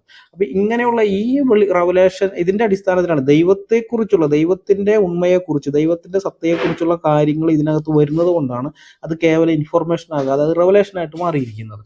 അപ്പൊ ആ റെവലേഷന്റെ പൂർത്തീകരണം എന്ന് പറയുന്നത്, അതുവരേക്കും മറ്റുള്ളവരെല്ലാം ദൈവത്തെക്കുറിച്ച് പറഞ്ഞുകൊണ്ടിരുന്നു, മറ്റുള്ള പ്രവാചകന്മാരെല്ലാം ദൈവത്തെക്കുറിച്ച് പറഞ്ഞുകൊണ്ടിരുന്നിട്ട് അതിന്റെ പൂർത്തീകരണം എന്ന് പറയുന്നത് ദൈവം തന്നെ മനുഷ്യനായി ഭൂമിയിലേക്ക് ഇറങ്ങി വന്ന് തന്നെ വെളിപ്പെടുത്തുക എന്നുള്ളതായിരുന്നു. അതാണ് യേശു ക്രിസ്തു. അതുകൊണ്ടാണ് യോഹന്നാൻ 1:18 നമ്മൾ വായിക്കുന്നുണ്ട്, ദൈവത്തെ ആരും ഒരു നാളും കണ്ടിട്ടില്ല, തൻ്റെ മടിയിലിരിക്കുന്ന ഏകജാതനായ പുത്രൻ അവനെ വെളിപ്പെടുത്തിയിരിക്കുന്നു എന്ന് വായിക്കുന്നത്. അവനെ കുറിച്ച് വെളിപ്പെടുത്തി എന്നല്ല, പ്രവാചകന്മാരെല്ലാം അവനെ കുറിച്ചാണ് വെളിപ്പെടുത്തിയത്. എന്നാൽ യേശുക്രിസ്തു അവനെ കുറിച്ച് വെളിപ്പെടുത്തിയെന്നല്ല പറഞ്ഞത്, യേശുക്രിസ്തു അവനെ വെളിപ്പെടുത്തി, ദൈവത്തെ വെളിപ്പെടുത്തി എന്നാണ് പറഞ്ഞത്. അപ്പൊ അത് എബ്രായ ലേഖനത്തിലും അത് പറയുന്നുണ്ട്. എബ്രായ ലേഖനം 1-ാം അധ്യായത്തിന്റെ ആ തുടക്കം 1:1 തന്നെ നമ്മൾ വായിക്കുന്നത്, ദൈവം പണ്ട് ഭാഗമായിട്ടും വിവിധമായിട്ടും പ്രവാചകന്മാർ മുഖാന്തരം പിതാക്കന്മാരുടെ അരുളി ചെയ്തിട്ട് അന്ത്യകാലത്ത് പുത്ര മുഖാന്തരം നമ്മോട് അരുളി ചെയ്തിരിക്കുന്നു. അപ്പൊ അവരിലൂടെ കുറെ കാര്യങ്ങൾ ദൈവത്തെ കുറിച്ച് പറഞ്ഞു. പക്ഷെ അതിന്റെ പൂർണ്ണത എന്ന് പറയുന്നത് ദൈവം തന്നെ നേരിട്ട് വന്ന് കാര്യങ്ങൾ, എങ്ങനെയുള്ളവൻ, തന്റെ സ്വഭാവം എങ്ങനെയുള്ളത്, താൻ പാപത്തിന്റെ നേരെ തന്റെ ഇതെന്താണ്, ഇങ്ങനെയുള്ള കാര്യങ്ങളെല്ലാം മനുഷ്യർക്ക് കാണിച്ചു കൊടുക്കുകയാണ് ചെയ്തത്. അപ്പൊ ഈ വിധത്തിലുള്ള ഒരു തുടർമാനമായിട്ടുള്ളതാണ് ഇത്. എവിടെന്നെങ്കിലും ഇതായിട്ട് വരുന്നതല്ല, കൃത്യമായിട്ട് ആദാം മുതലുള്ള ആ ഒരു തുടർച്ച കൃത്യമായിട്ട് നമുക്ക് കാണാനായിട്ട് സാധിക്കും. അതിന്റെ ആ പൂർത്തീകരണമാണ് ഇവിടെ എത്തിയിരിക്കുന്നത്. അതുപോലെയുള്ള ഒരു സംഗതി ഇസ്ലാമിലേക്ക് നമ്മൾ നോക്കിക്കഴിഞ്ഞാൽ അവിടെ കാണാനില്ല. അള്ളാഹു ഒരിക്കലും ഇതാകുന്നില്ല, വെളിപ്പെടുന്നതേ ഇല്ല. മനുഷ്യന്റെ മുമ്പാകെ ഇതാകുകയോ താൻ ജീവനോട് ഇരിക്കുന്ന ഒന്നാണ് എന്ന് അങ്ങനെയുള്ള ഒന്നുമില്ല. അതേസമയം ബൈബിളിലെ ദൈവം അങ്ങനെയല്ല. ബൈബിളിലെ ദൈവം കൃത്യമായിട്ട് തന്റെ എക്സിസ്റ്റൻസ് വെളിപ്പെടുത്തുന്നുണ്ട്. ദൈവത്തിന്റെ ആ ഇത് നമ്മൾ നോക്കിക്കഴിഞ്ഞാൽ ദൈവം ഇടപെടുന്നതെല്ലാം ഈ ജനങ്ങൾ കാണിലെയാണ്. പുറപ്പാട് പുസ്തകത്തിൽ നമ്മൾ നോക്കുമ്പോൾ അവിടെ ഒരു സാമ്രാജ്യം, ഇന്നത്തെ അമേരിക്ക പോലെയാണ് അന്നത്തെ ഈജിപ്റ്റ് എന്ന് പറയുന്നത്. ലോകം അറിയപ്പെടുന്ന ലോകത്തിന്റെ മേൽ അധികാരമുള്ള ഒരു സാമ്രാജ്യമായിട്ട് നിൽക്കുന്നു. ആ സാമ്രാജ്യത്തിന്റെ അകത്ത് ആണ് മോശയെ കൊണ്ട് ദൈവം കുറെ കാര്യങ്ങൾ ചെയ്യിക്കുന്നത്. അപ്പൊ അവിടെ മന്ത്രവാദികൾ, നേരത്തെ ഞാൻ പറയാം 8:18 അവിടെ സൃഷ്ടിക്കുകയാണ്. അതുവരേക്കും മറ്റു കാര്യങ്ങളാണ് ചെയ്തത് മോശ, അത് ചെയ്തു. പക്ഷെ നിലത്തെ പൊടിയിൽ നിന്ന് പേനുണ്ടായി വരട്ടെ എന്ന് പറഞ്ഞപ്പോൾ പേനുണ്ടായി. അപ്പൊ മണ്ണിൽ നിന്ന് സൃഷ്ടി നടത്തുകയാണ്. അത് ദൈവത്തിന് മാത്രം കഴിയുന്ന കാര്യമാണ്. അപ്പോൾ മന്ത്രവാദികൾ അത് നോക്കി 8:18 നമ്മൾ വായിക്കുന്നത് എങ്ങനെയാണ്, മന്ത്രവാദികളും തങ്ങളുടെ മന്ത്രവാദത്താൽ പേൻ ഉളവാക്കാൻ അതുപോലെ ചെയ്തു, അവർക്ക് കഴിഞ്ഞില്ല താനും. അതിനു മുമ്പ് മോശ വടി നിലത്തിട്ടപ്പോൾ പാമ്പായി, അവരും ഇട്ട് അതും പാമ്പായി. ഓരോ കാര്യങ്ങൾ, മോശ ജലത്തെ അടിച്ചു, അത് രക്തമായി തീർന്നു, ഇവരും വന്നടിച്ചു, അതും രക്തമായി തീർന്നു. അങ്ങനെയൊക്കെ ചെയ്യുന്നുണ്ട്. പക്ഷെ സൃഷ്ടിയുടെ കാര്യം വന്നപ്പോൾ, സൃഷ്ടിപ്പിന്റെ കേസ് വന്നു കഴിഞ്ഞപ്പോൾ അവർക്ക് പറ്റില്ല. അപ്പൊ അവർ പറയാണ്, മന്ത്രവാദികളും തങ്ങളുടെ മന്ത്രവാദത്താൽ പേൻ ഉളവാക്കാൻ അതുപോലെ ചെയ്തു, അവർക്ക് കഴിഞ്ഞില്ല താനും. മനുഷ്യരുടെയും മൃഗങ്ങളുടെയും മേൽ പേൻ ഉളവായതുകൊണ്ട് മന്ത്രവാദികൾ ഫറവോനോട് ഇത് ദൈവത്തിന്റെ വിരലാകുന്നു എന്ന് പറഞ്ഞു. കാരണം അവർക്കറിയാം ജീവൻ സൃഷ്ടിക്കാൻ കഴിയുന്നത് ദൈവത്തിന് മാത്രമാണ്. അതാണ് ഇപ്പോൾ ഇവിടെ നടന്നിരിക്കുന്നത്. നിലത്തെ ആ പൊടി അത് പേനായിട്ട് മാറി ഇങ്ങനെ എഴിഞ്ഞു നടക്കുന്നു. അപ്പൊ ഇത് മനസ്സിലാക്കി കഴിഞ്ഞുകൊണ്ടാണ് അവരത് പറയുന്നത്. മാത്രമല്ല അവിടെ ബാക്കിയുള്ള കാര്യങ്ങൾ 10 ബാധകൾ അവിടെ വരുത്തുന്നു. ആ 10 ബാധകളും മനുഷ്യനാൽ അസാധ്യമായ കാര്യങ്ങളാണ്. നൈൽ നദിയിലെ വെള്ളം മുഴുവൻ രക്തമാക്കി മാറ്റുന്നത്, രാജ്യം മുഴുവൻ തവള നിറഞ്ഞത്, നിലത്തിലെ പൊടി പേനായി മാറുന്നത്, ദേശത്ത് നായീച്ച നിറഞ്ഞത്, അതികഠിനമായ വ്യാധി കൊണ്ട് മിസ്രൈമ്യരുടെ മൃഗങ്ങളൊക്കെ ചത്തു വീഴുന്നത്, മനുഷ്യരെയും മൃഗങ്ങളെയും പരിപാലിക്കുന്നത്, കൽമഴയും തീയും ഒക്കെ ഉണ്ടാകുന്നത്, വെട്ടുക്കിളി ബാധ, കൂരിരുട്ട്, ഇങ്ങനെയൊക്കെയുള്ള ഓരോ കാര്യങ്ങൾ. അപ്പോൾ പ്രകൃതിയുടെ മേലുള്ള അധികാരം വെളിപ്പെടുത്തിക്കൊണ്ടാണ് അത് ചെയ്യുന്നത്. അപ്പോൾ ഈ ഇസ്രായേലിയർക്കും മനസ്സിലായി മോശയുടെ കൂടെയുള്ളത് ദൈവമാണെന്ന്. അത് നമ്മൾ വായിക്കുന്നുണ്ട് അവിടെ. മോശയുടെ വാക്ക് വിശ്വസിച്ച പല ആളുകളും മോശ പറഞ്ഞതുപോലെ തന്നെ ചെയ്ത് തങ്ങളുടെ ഭൃത്യന്മാരുടെയും കന്നുകാലികളുടെയൊക്കെ ജീവൻ രക്ഷിച്ച കാര്യമൊക്കെ പറയുന്നുണ്ട്. അത് കഴിഞ്ഞിട്ട് പിന്നെ വരുന്ന സമയത്താണ് ഇസ്രായേൽ ജനത്തിന്റെ മുമ്പാകെ 6 ലക്ഷം പുരുഷന്മാർ മാത്രം. അപ്പോൾ അവരുടെ ഭാര്യമാർ നോക്കിയാൽ 12 ലക്ഷം. ഈ പുരുഷന്മാരെന്ന് അവർ ഉദ്ദേശിക്കുന്നത് ഇസ്രായേലിന്റെ കണക്കിന് 20 വയസ്സിന് മേലുള്ളവരാണ്. 20 വയസ്സിന് താഴെയുള്ളവരൊക്കെ കുഞ്ഞുങ്ങളായിട്ടാണ് കൂട്ടുന്നത്. അപ്പോൾ 20 വയസ്സിൽ അവരുടെ മക്കളുടെ കാര്യം നോക്കിയാൽ 2 3 മക്കൾ ഇത് ഏറ്റവും കുറഞ്ഞു വെച്ചാലും അത് തന്നെ അപ്പോൾ വേറെ ഒരു 18 ലക്ഷം കാണും. അപ്പൊ ഇത്രയും ആ 16, 24, 10, 30 ലക്ഷം ജനങ്ങളുള്ള ഇതിന്റെ മുമ്പാകെ നിന്നിട്ടാണ് ഈ അഭ്യാസങ്ങളൊക്കെ കാണിക്കുന്നത്. അവിടെ പുറപ്പാട് പുസ്തകം 14-ാം അധ്യായത്തിൽ നമ്മൾ കാണുന്നുണ്ട്. ചെങ്കടൽ പിളർന്നു കഴിഞ്ഞതിന് ശേഷം ഫറവോന്റെ സൈന്യമൊക്കെ അതിനകത്ത് മുങ്ങിപ്പോയി. അപ്പൊ അവസാനം 31-ാമത്തെ വാക്യത്തിൽ നമ്മൾ വരുമ്പോൾ ഇങ്ങനെയാണ്: യഹോവ മിസ്രയീമിൽ ചെയ്ത ഈ മഹാപ്രവൃത്തി ഇസ്രായേൽ കണ്ടു, ജനം യഹോവയെ ഭയപ്പെട്ടു, യഹോവയിലും അവന്റെ ദാസനായ മോശയിലും വിശ്വസിച്ചു. കൃത്യമായിട്ട് ജനം കണ്ടു, അവർ മനസ്സിലാക്കി. അവർ ദൈവത്തെ ഭയപ്പെടുക മാത്രമല്ല, യഹോവയിൽ വിശ്വസിക്കുക മാത്രമല്ല, അവന്റെ ദാസനായ മോശയിലും വിശ്വസിച്ചു. അപ്പൊ ഇത് കഴിഞ്ഞതിന് ശേഷം ഈ ന്യായപ്രമാണം നൽകുന്ന കാര്യത്തിൽ അവിടെയും നമ്മൾ ഇത് തന്നെ നേരത്തെ ഞാൻ പറഞ്ഞതാണ്. പുറപ്പാട് പുസ്തകം 19-ാം അധ്യായത്തിലേക്ക് വന്ന് അവിടെ കാണാം. അവിടെ വന്നിട്ട് ആ 19-ന്റെ 9 മുതൽ 20 വരെയുള്ള വാക്യങ്ങൾ ഞാൻ വായിക്കുന്നില്ല. അവിടെ ദൈവം അവിടേക്ക് ഇറങ്ങി വരുന്ന ആ സംഭവത്തെ കുറിച്ച് പറയുന്നുണ്ട്. അവിടെ എന്താണ് 3-ാം ദിവസം നേരം വെളുക്കുന്ന സമയത്ത് ദൈവം അവനോട് പറഞ്ഞതിന് ശേഷം 3 ദിവസത്തേക്ക് നിങ്ങൾ വസ്ത്രമൊക്കെ അലക്കി ശുദ്ധമായിരിക്കും എന്ന് പറഞ്ഞിട്ട് 3-ാമത്തെ ദിവസം നേരം വെളുത്തപ്പോൾ ഇടിമുഴക്കം, മിന്നൽ, പർവ്വതത്തിൽ കാർമേഘം, മഹാഗംഭീരമായ കാഹളധ്വനി ഒക്കെ ഉണ്ടായി. പാളയത്തിലുള്ള ജനം മുഴുവൻ നടുങ്ങി, അവർ പേടിച്ചുപോയി. ദൈവത്തെ എതിരേൽപ്പാൻ വേണ്ടി മോശ ജനത്തെയും കൊണ്ട് ഇങ്ങോട്ടേക്ക് വന്നു. ഇവരെല്ലാം കാണുക പർവ്വതം മുഴുവൻ, യഹോവ സീനായി പർവ്വതത്തിൽ ഇറങ്ങുമ്പോൾ അവിടെ പർവ്വതം മുഴുവൻ പുക കൊണ്ട് മൂടി. അതിന്റെ തീച്ചുളയിലെ പുക പോലെയാണ് അവിടെ പുക മുങ്ങിയത്. പർവ്വതമൊക്കെ കുലുങ്ങി. കാഹളധ്വനം ഭയങ്കരമായിട്ട് അങ്ങ് ദീർഘമായിട്ട് കാഹളധ്വനി ഉണ്ടായത്. അത് കുറച്ചുറച്ച് വന്ന സമയത്ത് യഹോവ സംസാരിച്ചു. അപ്പൊ ഈ സംസാരത്തിൽ ജനം ഇത് കണ്ടു കഴിഞ്ഞപ്പോൾ, അത് ഞാൻ വായിക്കാം, പുറപ്പാട് 20-ന്റെ 18 മുതൽ 21 വരെയുള്ള വാക്യങ്ങളിൽ: ജനമൊക്കെ ഇടിമുഴക്കവും മിന്നലും കാഹളധ്വനിയും പർവ്വതം പുകയുന്നതും കണ്ടു. ജനം അത് കണ്ടപ്പോൾ വിറച്ചുകൊണ്ട് ദൂരത്ത് നിന്നു. അവർ മോശയോട്, നീ ഞങ്ങളോട് സംസാരിക്കുക, ഞങ്ങൾ കേട്ടുകൊള്ളാം. ഞങ്ങൾ മരിക്കാതിരിക്കേണ്ടതിന് ദൈവം ഞങ്ങളോട് സംസാരിക്കരുതേ എന്ന് പറഞ്ഞു. മോശ ജനത്തോട്, ഭയപ്പെടേണ്ട, നിങ്ങളെ പരീക്ഷിക്കേണ്ടതിനും നിങ്ങൾ പാപം ചെയ്യാതിരിക്കാൻ അവങ്കിലുള്ള ഭയം നിങ്ങൾക്കുണ്ടായിരിക്കേണ്ടതിനും അത്രേ ദൈവം വന്നിരിക്കുന്നതെന്ന് പറഞ്ഞു. അങ്ങനെ ജനം ദൂരത്ത് നിന്നു. മോശയോ ദൈവം ഇരുന്നിരുളിനടുത്തേക്ക് ചെന്നു. അപ്പൊ ദൈവം വളരെ വ്യക്തമായിട്ട് മനസ്സിലാക്കുകയാണ്, ജനം മനസ്സിലാക്കുകയാണ്, ദൈവമാണ്, ഞങ്ങളെയൊക്കെ സൃഷ്ടിച്ച സൃഷ്ടാവായ ദൈവമാണ് ഇവിടെ ഇറങ്ങി വന്നിരിക്കുന്നത്. ആ ദൈവത്തിന്റെ ആ ശബ്ദം കേട്ടപ്പോൾ, പർവ്വതത്തിന്റെ മുകളിൽ നിന്നുള്ള ആ ശബ്ദം കേട്ടപ്പോൾ ഇവരെല്ലാം നെടുങ്ങി ഉറച്ചു. കാരണം ഇത്രയും ലക്ഷക്കണക്കിന് വരുന്ന ജനം കേൾക്കത്തക്ക വിധത്തിൽ അത്രയും ശബ്ദം ഉണ്ടായിരുന്നു. അപ്പൊ അതുകൊണ്ട് പറയണത്, ഈ ഒച്ച വേണ്ട, ഇത് ഞങ്ങളെ ഭയപ്പെടുത്തുന്നു, ഞങ്ങൾ മരിച്ചു പോകും, നീ പോയി സംസാരിച്ചാൽ മതി എന്നും പറഞ്ഞ് മോശയെ വിടുകയാണ്. പിന്നെ ഇങ്ങനെ ഓരോരോ കാര്യങ്ങളും ഇത് അപ്പൊ ജനത്തിനറിയാം ഇതൊന്നും ഒരു മനുഷ്യനെ കൊണ്ട് സാധിക്കുന്നതല്ല. മോശ എത്ര വലിയ മന്ത്രവാദിയാണ്, മാജിക്കാരനാണെന്ന് പറഞ്ഞാൽ ഇതുമാതിരിയുള്ള മാജിക്കൊന്നും കാണിക്കാൻ പറ്റുമൊന്നുമില്ല. അപ്പൊ ഇത് തീർച്ചയായിട്ടും ദൈവം തന്നെയാണെന്ന് കൃത്യമായിട്ട് അറിയുകയാണ്. ഇങ്ങനെ ഓരോരോ കാര്യങ്ങൾ യോർദാൻ നദി ഇതേപോലെ വിഭജിക്കപ്പെടുന്നുണ്ട്. ഓരോരോ കാര്യങ്ങൾ ഇതിലൂടെ ദൈവം തന്റെ അസ്തിത്വം വെളിപ്പെടുത്തിക്കൊണ്ടേ ഇരിക്കുന്നുണ്ട്. ഇത് ഒരാൾക്ക് മാത്രം അനുഭവവേദ്യമായ കാര്യമല്ല എന്ന് ഓർക്കണം. ലക്ഷക്കണക്കിന് വരുന്ന ജനതയാണ് ഇതിന്റെ ദൃക്സാക്ഷികൾ. അപ്പൊ അതുകൊണ്ട് തന്നെ യഹോവ എന്ന് പറയുന്നത് മോശയുടെയോ അല്ലെങ്കിൽ യോശുവയുടെയോ ഒക്കെ മനസ്സിൽ ഉടലെടുത്തൊരു സാങ്കല്പിക കഥാപാത്രമാണെന്ന് വാദിക്കാൻ പറ്റുകയില്ല. ദൃക്സാക്ഷികളായ ആളുകളുണ്ട് അവിടെ. ഒരു നിമിഷം ഞാനൊന്ന് കൺക്ലൂഡ് ചെയ്തതിനു ശേഷം തീർക്കട്ടെ നബീലെ. അപ്പൊ അങ്ങനെയുള്ള ആ ഒരു ഇത് നമ്മളത് നോക്കി വരുമ്പോൾ ആ വിധത്തില്, അതായത് യഹോവ ജീവനുള്ള സത്യദൈവം എന്ന് വ്യക്തമായിട്ട് മനസ്സിലാക്കി തരാൻ പറ്റുന്ന തെളിവുകൾ നമ്മൾ ബൈബിളിനകത്ത് കാണാം. ആ വിധത്തിൽ നമ്മൾ തെളിവുകൾ ഖുറാനിൽ പരിശോധിച്ചാൽ അത് അവിടെ കാണുകയേ ഇല്ല. താൻ ദൈവമാണെന്ന് അള്ളാഹു ഒരിക്കലും മുഹമ്മദിന്റെ മുമ്പാകെ അവകാശപ്പെടുന്നില്ല. വേറൊരു സാധനം വന്നിട്ടാണ് പറയുന്നത്, അള്ളാഹു അവനാകുന്നു ദൈവം, ഞാൻ ദൈവമാണെന്ന് പറഞ്ഞില്ല. അതേസമയം യഹോവ മോശയുടെ മുമ്പാകെ വന്നിട്ട് പറയാണ്, ഞാൻ യഹോവയാകുന്നു, ഞാനാകുന്നവൻ ഞാനാകുന്നു എന്ന് പറഞ്ഞുകൊണ്ട് നേരിട്ടാണ് അത് പറയുന്നത്. പിന്നെയും പ്രവാചകന്മാരോട് പലരോടും ദൈവം പറഞ്ഞു, ഞാൻ തന്നെ യഹോവ, അത് തന്നെ എൻ്റെ നാമം എന്നൊക്കെ പറഞ്ഞ് പ്രവാചകന്മാരോട് സംസാരിക്കുമ്പോൾ അള്ളാഹു ഒരിക്കൽ പോലും ഇല്ല. അതുകൊണ്ടാണ് ഖുർആനിനകത്ത് നമ്മൾ ഞാൻ ദൈവമാകുന്നു അല്ലെങ്കിൽ ഞാൻ അള്ളാഹു ആകുന്നു എന്ന് മുഹമ്മദിനോട് പറഞ്ഞതായിട്ടൊരു വാചകം നമ്മൾ കാണാത്തത്. ഒരിടത്ത് മാത്രമുണ്ട്, സൂറ 20:14 20:14 എന്ന് പറയുന്നത് അള്ളാഹു മുഹമ്മദിനോട് പറയുന്നതല്ല. ഈ വന്ന മലക്കൊരു കഥ പറയാണ്. കഥയിൽ 2 കഥാപാത്രങ്ങളുണ്ട്. ഒരു കഥാപാത്രം മൂസാ നബി, ഒരു കഥാപാത്രം അള്ളാഹു. അപ്പോൾ ഒരു അള്ളാഹു എന്ന കഥാപാത്രം മൂസാ നബി എന്ന കഥാപാത്രത്തോട് ഇങ്ങനെ പറഞ്ഞു എന്ന് ഈ മലക്ക് കഥ പറഞ്ഞു കൊടുക്കുന്നതാണ്. കഥയിൽ എന്തൊക്കെ ഏത് കഥാപാത്രത്തിനെ കൊണ്ട് നമുക്ക് എന്തുകൊണ്ടും സംസാരിപ്പിക്കാം, അതല്ല വിഷയം. നേരിട്ട് വന്ന് പറഞ്ഞിട്ടുണ്ടോ എന്ന് ചോദിച്ചാൽ അങ്ങനെ ഒരു സംഭവമേ ഇല്ല, അതില്ല. ഇനി ഏതെങ്കിലും വിധത്തിൽ അമാനുഷിക നേരിട്ട് സംസാരിച്ചിട്ടില്ല, മുമ്പിൽ പ്രത്യക്ഷപ്പെട്ടിട്ടില്ല. ഇനി അമാനുഷികമായ കാര്യങ്ങളോ അത് നോക്കിക്കഴിഞ്ഞാൽ അങ്ങനെ ഒരു സംഭവമേ ഇല്ല. ജനങ്ങൾ പലവട്ടം ചോദിക്കുന്നു മുഹമ്മദിനോട്. സൂറ 6:109 തങ്ങൾക്ക് വല്ല ദൃഷ്ടാന്തവും വന്നു കിട്ടുന്ന വർഷം അതിൽ വിശ്വസിക്കുക തന്നെ ചെയ്യുമെന്ന് അവർ അള്ളാഹുവിന്റെ പേരിൽ തങ്ങളെ കൊണ്ടാവും വിധം ഉറപ്പിച്ച് സത്യം ചെയ്ത് പറയുക, ദൃഷ്ടാന്തങ്ങൾ അള്ളാഹുവിന്റെ അധീനത്തിൽ മാത്രമാണുള്ളത്, നിങ്ങൾക്ക് എന്തറിയാം, അത് വന്നു കിട്ടിയാൽ തന്നെ അവർ വിശ്വസിക്കുന്നതല്ല. ഇതെന്ത് ന്യായീകരണമാണ്? ജനം പറയാണ് നീ പ്രവാചകനാണ് എന്നുള്ളതിനൊരു ദൃഷ്ടാന്തം ഒന്ന് താ, നിന്റെ ദൈവത്തെ കൊണ്ടൊരു ദൃഷ്ടാന്തം നീ ഒന്ന് കാണിപ്പിച്ച, അങ്ങനെയാണെങ്കിൽ ഞങ്ങൾ വിശ്വസിക്കാം നീ പ്രവാചകനാണ്. അപ്പോൾ പറയാണ് കാര്യമൊന്നുമില്ല, അവർക്ക് കൊടുത്തിട്ട് കാര്യമൊന്നുമില്ല, അവർ വിശ്വസിക്കാൻ പോകുന്നില്ല. അതല്ലല്ലോ അതിൻ്റെ ഇത്. ഇപ്പൊ ബൈബിളില് വിശ്വസിക്കാതിരുന്ന സംഭവമുണ്ട്. താങ്കൾ നേരത്തെ പറഞ്ഞ പോലെ പല പ്രവാചകന്മാരുടെ കാര്യത്തിലും മെജോറിറ്റിയും വിശ്വസിച്ചിട്ടില്ല, സത്യം. പക്ഷെ അങ്ങനെ വിശ്വസിച്ചിട്ടില്ലായിരിക്കുമ്പോൾ തന്നെ അവർക്ക് ഒരിക്കലും ഒഴിവൊഴിവ് പറയാൻ പറ്റില്ല. ഇപ്പൊ ഈ ജനത്തിന് മുഴുവൻ ഒഴിവൊഴിവ് പറയാം. ന്യായവിധിയുടെ സമയത്ത് അള്ളാഹുവിനോട് അവർ ചോദിക്കാം, ഞങ്ങൾ അന്ന് കെഞ്ചി കുറേ തെളിവുകൾ ചോദിച്ചാൽ ഒരെണ്ണം നീ കാണിച്ചു കൊടുത്തിരുന്നെങ്കിൽ ഞങ്ങൾ വിശ്വസിച്ചല്ലേ എന്ന് പറയായിരുന്നു. പക്ഷെ ഈ ബൈബിളിലേക്ക് അത് വരില്ല.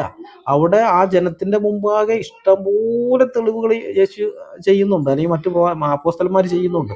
അപ്പൊ അത്രയധികം കാര്യങ്ങൾ, അത്ഭുതകരമായ കാര്യങ്ങൾ അവരെ കൊണ്ട് ചെയ്യിപ്പിച്ചു.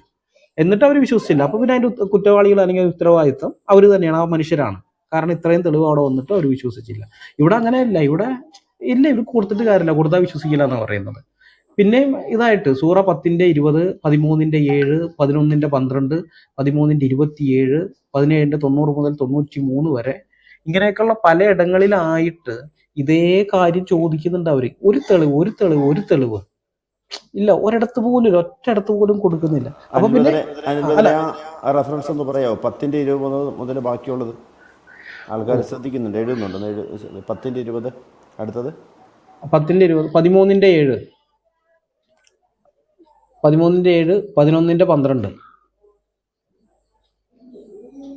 13:27, പിന്നെ അതിന്റെ 13:27 അവിശ്വസിച്ചവർ നബിയെ പറ്റി പറയുന്നു, ഇവന്റെ മേൽ എന്തുകൊണ്ടാണ് ഇവന്റെ രക്ഷിതാവിങ്കൽ നിന്ന് വല്ല ദൃഷ്ടാന്തവും ഇറക്കപ്പെടാത്തത്? നബിയെ പറയുക, തീർച്ചയായും അള്ളാഹു താൻ ഉദ്ദേശിക്കുന്നവരെ വഴികേടിലാക്കുന്നു, പശ്ചാത്തപിച്ച് മടങ്ങിയവരെ തന്റെ മാർഗത്തിലേക്ക് അവൻ നയിക്കുകയും ചെയ്യുന്നു. സൂറ 13:27. വിശ്വസിക്കേണ്ടതിന് തെളിവ് ചോദിച്ചപ്പോൾ അള്ളാഹു പറയണം, ഞാൻ അവരെ വഴികേടിലാക്കിയിരിക്കണം, അതുകൊണ്ടാണ് അവർ തെളിവ് ചോദിക്കുന്നത്.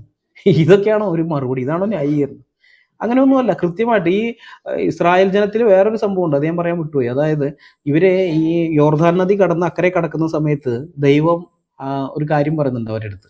എന്താണെന്ന് വെച്ച് കഴിഞ്ഞാല് യോർദാന്റെ ആ നദിയുടെ നടുക്കുള്ള, അതായത് നല്ല ആഴമുള്ള ആ ഭാഗത്ത് ഇതായിരിക്കാണല്ലോ വിഭാഗിക്കപ്പെട്ടു, അതായത് വിഭാഗിക്കപ്പെട്ടു, ഇവർ ഉണങ്ങിയ നിലത്തോടി കിടക്കുകയാണ്. അപ്പൊ അതിന്റെ ആ നടുക്കുള്ള കല്ലുകൾ, 12 കല്ലുകൾ എടുക്കാൻ പറയുന്നുണ്ട്. അപ്പൊ ആ കല്ലുകള് അത് യോശുവയുടെ പുസ്തകത്തിലാണ്, 3-ാം അധ്യായത്തിന്റെ 11 മുതൽ 17 വരെയുള്ള ഭാഗത്ത്. അപ്പൊ അവിടെ ദൈവം പറയുന്നുണ്ട്, ഈ കല്ലുകൾ എടുക്ക്, ആ കല്ലുകൾ എടുത്തിട്ട് ഈ ഇവിടെ കൊണ്ടുവന്ന് വെക്കാൻ പറയുന്നു ഈ ഇതിലായിട്ട്. അത് അല്ല, യോശുവ 4-ലാണ്, സോറി 4:1 മുതൽ 9 വരെയുള്ള, തെറ്റിപ്പോയി. മറ്റിടത്തെ വെള്ളം പിളർക്കുന്ന ഭാഗമാണ് അവിടെ. അപ്പൊ ഞാൻ ആ ഭാഗം ഒന്ന് വായിക്കാം. ജനമൊക്കെ ഈ യോർദാൻ കടന്നു തീർന്ന ശേഷം യഹോവ യോശുവയോട് കൽപ്പിച്ചതെന്നാൽ, നിങ്ങൾ ഓരോ ഗോത്രത്തിൽ നിന്നും ഓരോ ആൾ വീതം ജനത്തിൽ നിന്ന് 12 പേരെ കൂട്ടി അവരോട് യോർദാന്റെ നടുവിൽ പുരോഹിതന്മാരുടെ കാൽ ഉറച്ചു നിന്ന സ്ഥലത്ത് നിന്ന് 12 കല്ലെടുത്ത് കരയ്ക്ക് കൊണ്ടുവന്ന് ഈ രാത്രി നിങ്ങൾ പാർക്കുന്ന സ്ഥലത്ത് വെപ്പാൻ കൽപ്പിക്കുക. അങ്ങനെ യോശുവ ഇസ്രായേൽ മക്കളുടെ ഓരോ ഗോത്രത്തിൽ നിന്നും ഓരോ ആൾ വീതം നിയമിച്ചിരുന്ന 12 പേരെ വിളിച്ചു. യോശുവ അവരോട് പറഞ്ഞത്, യോർദാന്റെ നടുവിൽ നിങ്ങളുടെ ദൈവമായ യഹോവയുടെ പെട്ടകത്തിന് മുമ്പിൽ ചെന്ന് ഇസ്രായേൽ മക്കളുടെ ഗോത്രസംഖ്യയ്ക്ക് ഒത്തവണ്ണം നിങ്ങളിൽ ഓരോരുത്തരും ഓരോ കല്ല് ചുമലിലെടുക്കണം. ഇത് നിങ്ങളുടെ ഇടയിൽ ഒരു അടയാളമായിരിക്കണം.